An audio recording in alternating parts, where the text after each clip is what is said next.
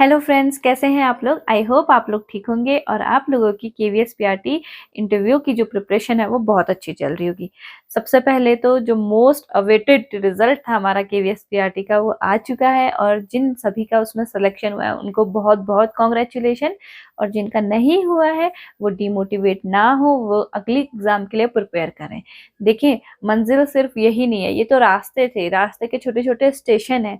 हमें तो अपनी मंजिल पे पहुंचना है, तो इसलिए हम नेक्स्ट एग्जाम की तैयारी में लग जाएंगे। तो जो आज की ये वीडियो है ये है कि आपको केवीएस पीआरटी का जो इंटरव्यू है वो कैसे प्रिपेयर करना है। देखिए, सबसे पहले आपका रिजल्ट आ चुका है, आप लोगों के स्कोर आ चुके हैं एंड आपका जो कॉल लेटर है इंटरव्यू का वो भी आ चुका है।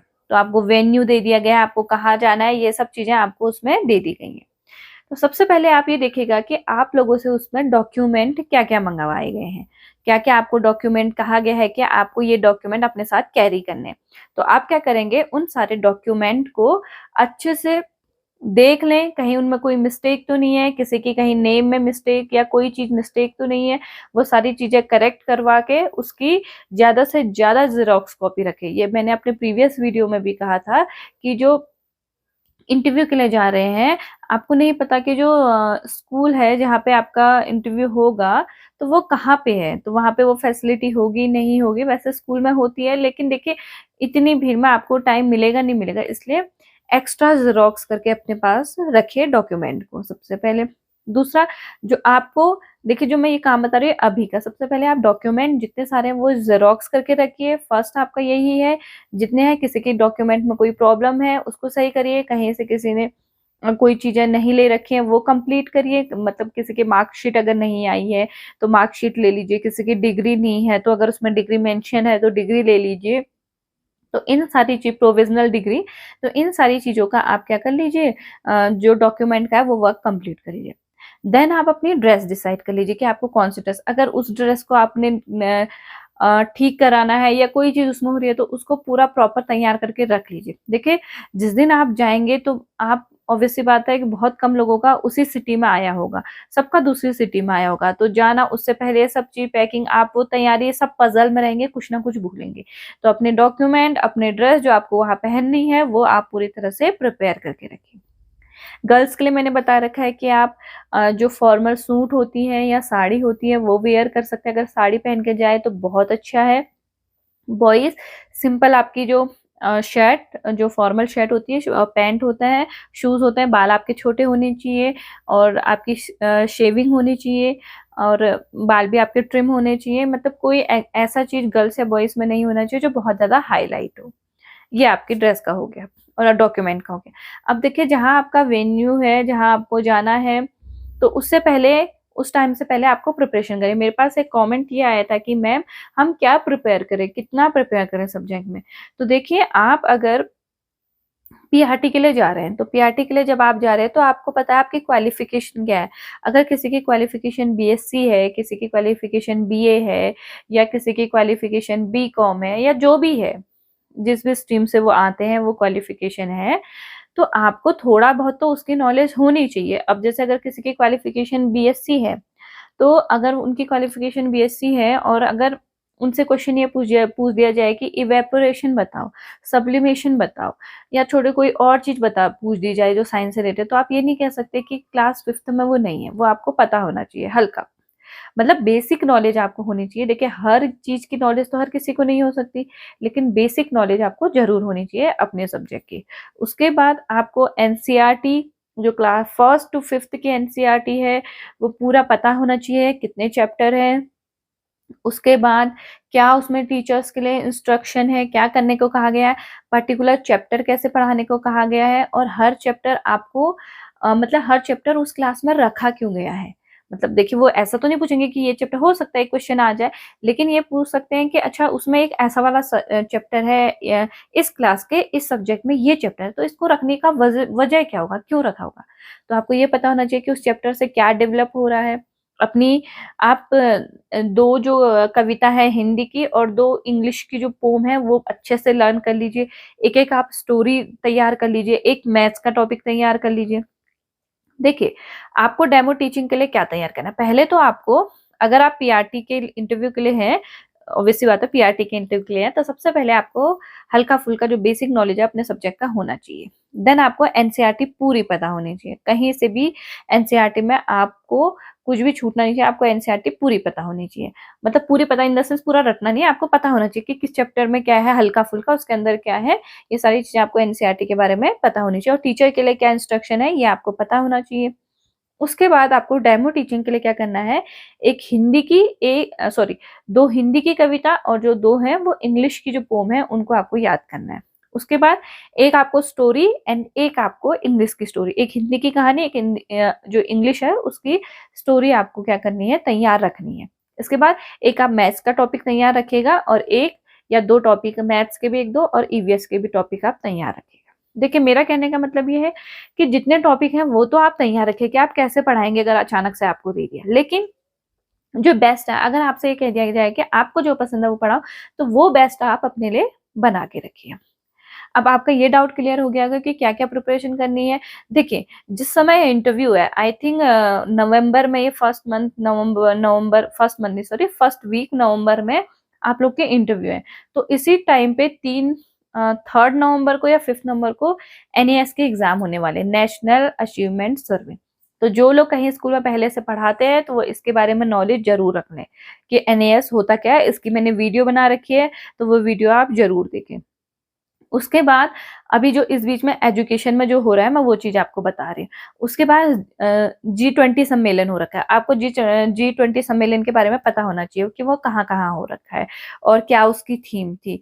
उसके बाद आपका वर्ल्ड कप चल रहा है, तो वर्ल्ड कप के बारे में भी आपको पता होना चाहिए। देखिए टीचर है, टीचर को हल्का फुल्का जो चल रहा है आसपास में उसके बारे में पता होना चाहिए। उसके बाद आपको हल्का फुल्का जो इंटरनेशनल कोई चीज चल रही है या ऐसी कोई चीज हुई है जो इंटरनेट, जैसे आपके जिसमें आपके अभी बहुत सारे जो एशियाई गेम्स हुए थे, एशियन गेम्स या एशियाई गेम्स हुए थे शायद, तो उसमें कितने गोल्ड कितने ये सब, तो ये आपको पता होना चाहिए। तो जो आसपास चल रहा है करंट अफेयर की वो नॉलेज रखिए। तो देखिए आप आराम से कर सकते हैं, एक दिन आप बैठिए, एक दिन आप पूरा अपने करंट अफेयर को दीजिए कि करंट अफेयर में क्या क्या चीजें चल रही है, मुझे उससे अप टू डेट रहना है। दूसरे दिन आप बैठिए, दूसरे दिन आप क्या करेंगे, आप अपनी डेमो की अच्छी सी प्रिपरेशन कर लीजिए और उसको हल्का हल्का डेली डेली 5-5 मिनट में करते रहिए। तीसरा आपको अपने सब्जेक्ट को देखते रहना है कि भाई कैसे, अगर मुझसे छोटी से छोटी चीज पूछ दी जाए, अगर मैं मैथ्स मेरी है और मेरे से कोई फॉर्मूला पूछ दिया जाए और मुझे वो फॉर्मूला नहीं आता है, इवन वो फॉर्मूला 6, 7, 8 में यूज हो, अगर मुझे वो नहीं पता है तो मुझे वो पता होना चाहिए। क्योंकि अगर आप 5th के टीचर है तो ऑब्वियसली आपसे 10th तक का तो ये रहता है कि टीचर को के जो लेवल होता है वो 10th तक का तो आपसे पूछा ही पूछा जाएगा। उसके बाद है आपका जो हॉबीज है, वो हॉबीज कैसी होंगी, उन चीजों के बारे में आपसे पूछा जाएगा।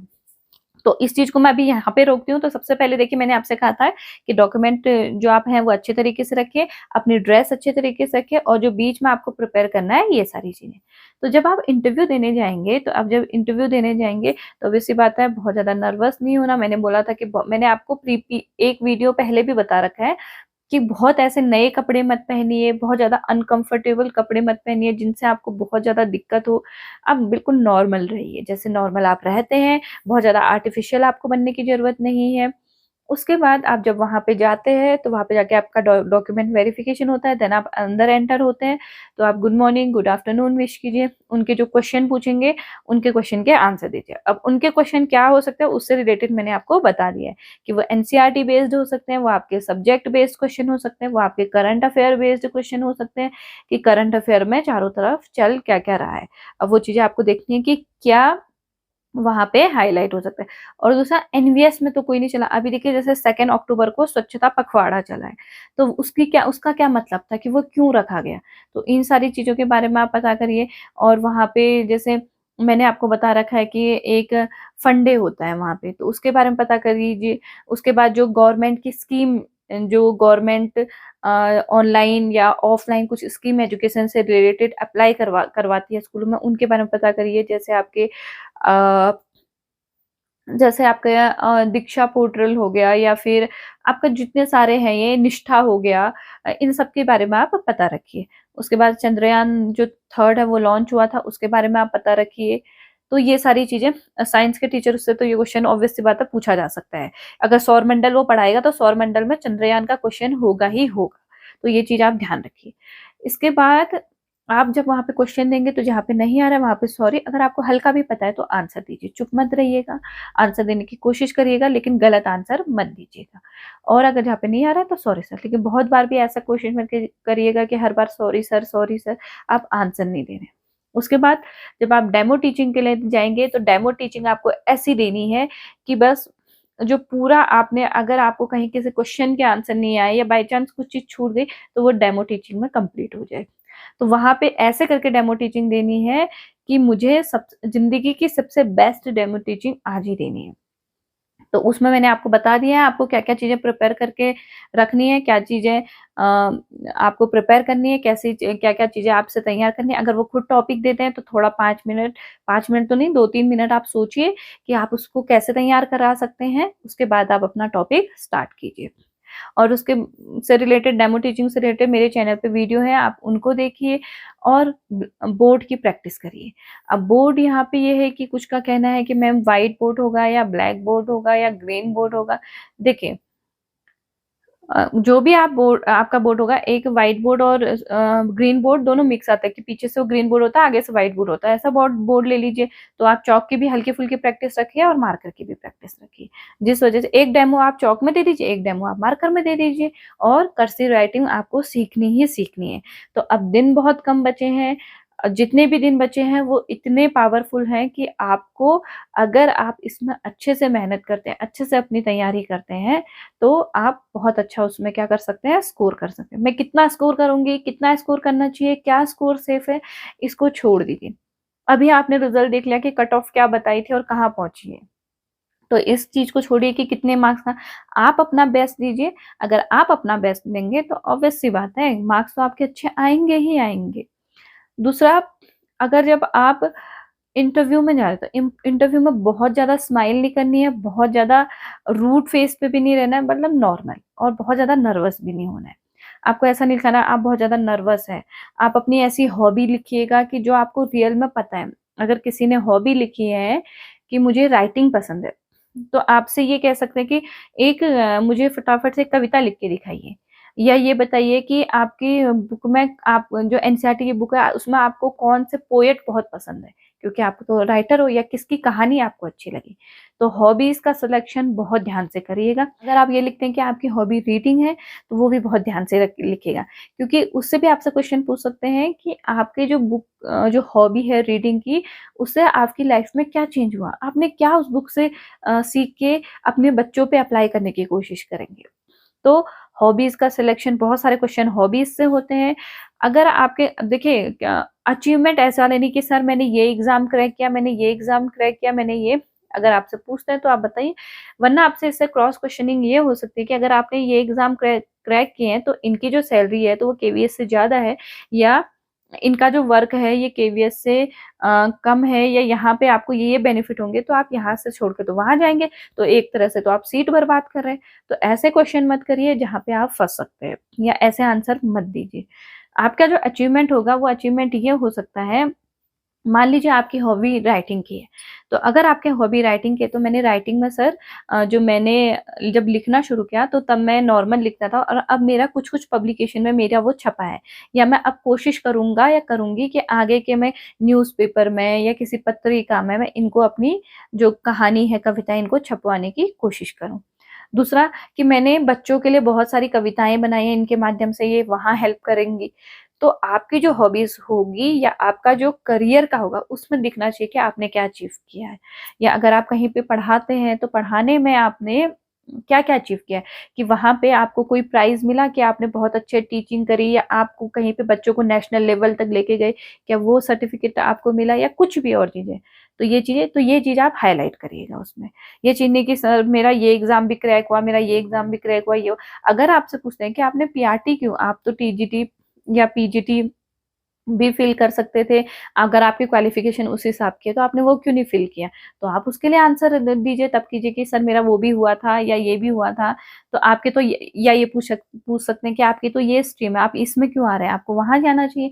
तब आप कह सकते हैं सर मैंने वहाँ भी क्लियर किया था। तो तब आप ये सारी चीज़ें बता सकते हैं, या ये बता सकते हैं कि आपके बीएड, डीएलएड या जेबीटी जो भी है, उसके बाद से इतना गैप क्यों हुआ?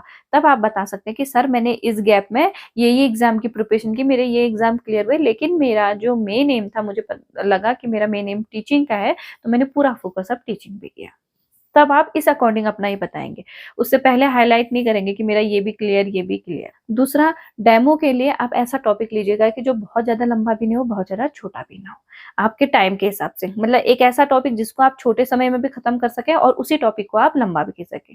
ठीक है, तो मैंने आपसे कह दिया कि अगर कोई भी दिक्कत है, कोई भी क्वेरी है, डेमो से रिलेटेड कोई दिक्कत है, या आपके इंटरव्यू से रिलेटेड कोई प्रॉब्लम है, तो मुझे कमेंट करिए कि मैम कैसे प्रिपेयर करना है, कैसे तैयार होना है, कुछ और हेल्प कर दीजिए, कोई और क्वेश्चन है तो वो।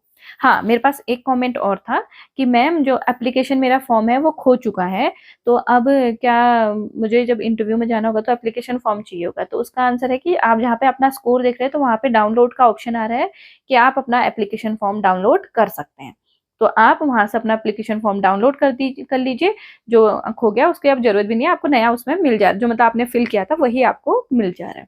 उसके बाद जो एक मेरे पास क्वेश्चन आया था कि मैम कास्ट रिलेटेड जो हमारा सर्टिफिकेट है, वो जो यहाँ का है यही वैलिड होगा? तो देखिए, मेरे ख्याल से जितना मुझे पता है, क्योंकि मैं उसमें नहीं आती तो मुझे ज्यादा नहीं पता, लेकिन जितना मुझे पता है उसमें यह है कि कुछ जो है वो तो गवर्नमेंट ने स्पेसिफाई कर रखा है कि हाँ ये तो एससी या एसटी में आते हैं, तो इनको तो ऑल ओवर इंडिया में आपको क्या मिलेगा, इसका सर्टिफिकेट वैलिड होगा। लेकिन कुछ ऐसे होते हैं जो शायद स्टेट करता है, मेरे ख्याल से ओबीसी में होता है, अगर एससी में भी होता है तो एक बार ये आप कंफर्म करके चेक करिएगा।